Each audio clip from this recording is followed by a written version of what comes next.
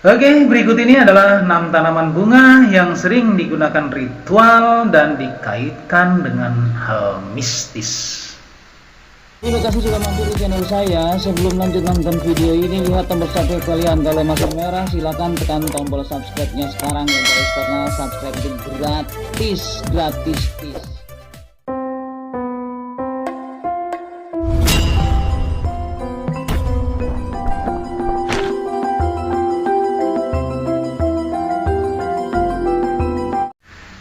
Assalamualaikum warahmatullahi wabarakatuh. Salam sejahtera bagi kita semuanya. Salam, Om Swastiastu, Namo Buddhaya, salam kebajikan, Sampurasun, Rahayu, Rahayu, Rahayu. Alhamdulillahirabbil alamin. Marilah kita senantiasa mengucapkan puji dan syukur hanyalah kepada Allah Subhanahu wa taala yang senantiasa melimpahkan kepada kita yaitu nikmat sehat, nikmat iman dan nikmat Islam. Selawat serta salam semoga tercurah kepada junjungan alam yaitu Nabi besar Muhammad sallallahu alaihi wasallam, kepada keluarganya, kepada sahabat-sahabatnya, dan insya Allah kepada kita semuanya sebagai penerus perjuangan beliau hingga akhir zaman. Dan tak lupa saya ucapkan banyak terima kasih kepada teman-teman semuanya, sahabat E2 TV dan Gunawan, baik yang ada di dalam negeri maupun yang ada di luar negeri sana. Semoga kalian dalam keadaan sehat walafiat, berkelimpahan rezeki, dan yang terpenting adalah sukses buat kalian semuanya. Amin ya rabbal alamin. Tidak melulu mengenai weton, kali ini saya akan membahas tentang tanaman kembali loh. Banyak sekali orang yang senang menanam tanaman seperti bunga, pepohonan yang menghasilkan buah, baik yang tidak menghasilkan buah. Selain efeknya baik, apabila kita senang menanam tanaman di sekitaran rumah kita, itu akan terasa indah, sedap dipandang mata, sehingga kita nyaman melihatnya. Apalagi taman-taman kita penuh bunga berwarna-warni, ada merah, putih, hijau, kuning, kelabu lah, seperti itu ya. Tapi teman-teman yang perlu diketahui, tanaman itu ada yang memancarkan energi negatif dan ada juga yang memancarkan energi positif yang akan berpengaruh terhadap diri kita. Seperti video-video yang terdahulu yang telah saya upload, ada tanaman yang menghambat rezeki dan ada tanaman yang menarik rezeki. Di sini bukan berarti tanaman tersebut yang memberikan rezeki. Kalau rezeki ya jelas nggak perlu dibahas lagi, datangnya dari Allah Subhanahu wa taala. Jadi di sini karena ada gangguan efek negatif dari energi tersebut hingga berpengaruh pada diri kita, sehingga rezeki yang tadinya lancar mau masuk pada diri kita jadi agak terhambat atau lambat seperti itu. Beberapa macam tanaman yang berbunga yang sering ditanam oleh kita seperti bunga mawar, bunga melati, bunga lavender, adenium, dan masih banyak jenis bunga lainnya. Dari berbagai jenis bunga yang saya sebutkan tadi, terdapat beberapa jenis bunga yang sering dikaitkan dengan hal-hal mistis. Salah satunya yaitu bunga kantil. Karena jenis-jenis bunga ini ya memang sering dipakai, itu faktanya di lapangan. Apakah itu mitos atau tidak, di masyarakat kita yang masih mempercayai hal-hal tersebut, yang menggunakan untuk bunga-bunga tersebut sebagai ritual-ritual tertentu atau wewangian-wewangian tertentu, karena mereka selain untuk itu ya memang bunganya bagus dan wanginya juga sedap. Oke, berikut ini adalah 6 tanaman bunga yang sering digunakan ritual dan dikaitkan dengan hal mistis. Untuk yang pertama adalah bunga melati. Tanaman bunga melati dikenal dengan baunya yang khas atau harumnya yang khas ya. dan juga sering digunakan saat dalam ritual-ritual tertentu seperti untuk nyekar atau pada saat untuk mandi kembang, pada saat mau melakukan pernikahan atau 7 bulanan. Bahkan mitos bunga melati adalah sangat disukai oleh makhluk halus dan jin. Tapi kalau dilihat secara ilmiahnya, bunga melati itu kan harum.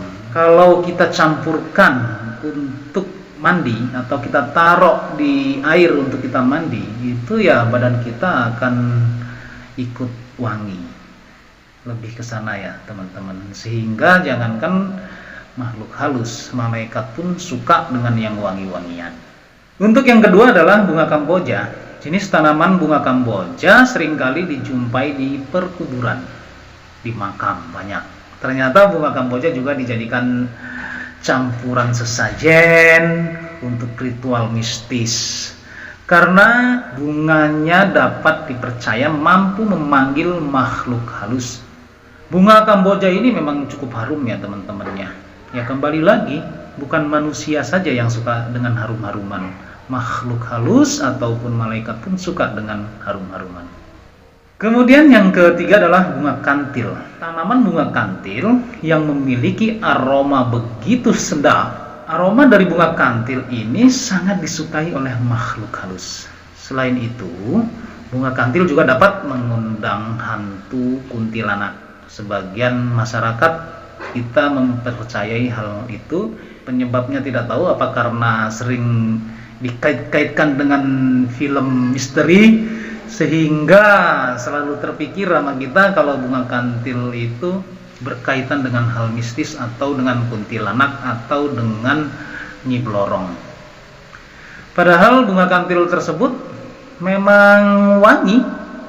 Kalau kita mandi ditaruh bunga kantil ya memang airnya jadi wangi. Jadi bagus buat diri kita. Kemudian yang keempat adalah bunga mawar. Bunga mawar ini seringkali dijumpai oleh banyak masyarakat karena bunga mawar ini sering kita tanam atau masyarakat Indonesia khususnya menanam bunga mawar di depan rumah. Dan bunga mawar pun sering dijadikan untuk sebagai ungkapan rasa cinta atau rasa perhatian seorang laki-laki terhadap kekasihnya wanita. Wanita ya, jangan yang sesama. Seperti yang kita ketahui, untuk dahulu bunga mawar itu kita taunya ada bunga mawar merah dan bunga mawar putih. Tapi yang sebenarnya bunga mawar itu banyak sekali jenisnya. Ada bunga mawar merah, putih, biru, bahkan ada yang hitam, ada yang ungu, banyak. Ada juga yang hijau dengan memiliki harum yang khas, sehingga bunga mawar ini bisa mengundang makhluk halus. Bahkan ada beberapa orang yang mempercayai terkait bunga mawar yang berwarna merah itu dipercaya dapat memanggil hantu kuntilanak dan sundel bolong. Sedangkan bunga mawar yang warna putih dipercaya mampu untuk dijadikan sarana mengundang siluman. Tapi ya kembali lagi ya teman-teman ya, bunga mawar, manusia pun suka terhadap bunga mawar, terhadap indahnya bunga mawar, wanginya bunga mawar. Yang masuk di akal juga kalau seandainya sejenis makhluk halus itu menyukai bunga mawar itu. Kita lanjut, yang kelima adalah bunga kemuning. Bunga kemuning terlihat mirip dengan bunga melati, tetapi aroma bunga kemuning tidak begitu menyengat seperti bunga melati. Jenis bunga kemuning juga dapat dipercaya mengundang makhluk halus dan hantu pocong. Nah, ada beberapa mitos atau kepercayaan masyarakat dari bunga kemuning itu. Yaitu jika kita menanam bunga kemuning di halaman depan rumah, maka rumah kalian akan menjadi sarang hantu pocong. Seperti kita mempercayai bunga kenanga gitu kan. Bunga kenanga itu kan katanya kalau kita menanam bunga kenanga di depan rumah katanya suka ada kuntilanaknya. Kalau saya sih belum pernah lihat. Kalau kuntilanak bergelantungan di atas bunga kemuning atau di pohon bunga kenanga. Kemudian yang keenam adalah bunga Edelweiss. Seperti yang kita ketahui, bunga Edelweiss memiliki wewangian harum dan seringkali ditemukan di dataran tinggi. Hingga kini tanaman Edelweiss sudah hampir punah. Namun harumnya bunga ini dipercaya bisa mengundang roh-roh suci. Untuk bunga-bunga yang tersebut di atas yang saya sebutkan tadi, kita berpikirnya begini saja. Manusia saja menyukai terhadap harumnya bunga tersebut, apalagi makhluk halus. Jadi kalian silakan menanam bunga-bunga tersebut, tidak usah takut dengan masalah adanya hantu, adanya pocong, adanya kuntilanak di tanaman-tanaman bunga tersebut. Ya nggak masalah kalau dia menyukai. Ya hitung-hitung kita amal lah, kita nanam bunga tersebut, makhluk halusnya suka, ya udah nggak apa-apa dia nyiumnya. Tapi kalau siang hari kan bisa kita yang mencium harumnya bunga-bunga tersebut. Apalagi bunga mawar itu rata-rata semua suka sama bunga mawar. Oke teman-teman semuanya, itulah tadi 6 tanaman bunga yang sering digunakan ritual dan dikaitkan dengan hal mistis. Apakah benar hal tersebut di atas? Wallahu a'lam bishawab. Semoga bermanfaat untuk kita semuanya, khususnya buat diri pribadi saya.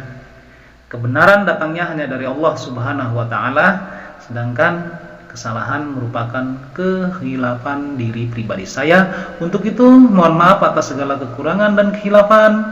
Jangan lupa ya teman-teman semuanya ya, sedekahkan subscribe kalian, semoga menjadi ladang amal jariah buat kalian semuanya. Sampai ketemu lagi dengan saya Endang Gunawan di video saya selanjutnya. Wallahul muwaffiq ila aqwamit thoriq. Wassalamualaikum warahmatullahi wabarakatuh.